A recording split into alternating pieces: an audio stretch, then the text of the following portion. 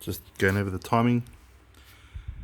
So I've got the white dot there on the R, the pink R on that side, coming down to the yellow, lining up with the hole there.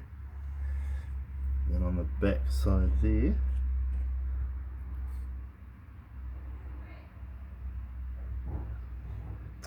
so if you can see,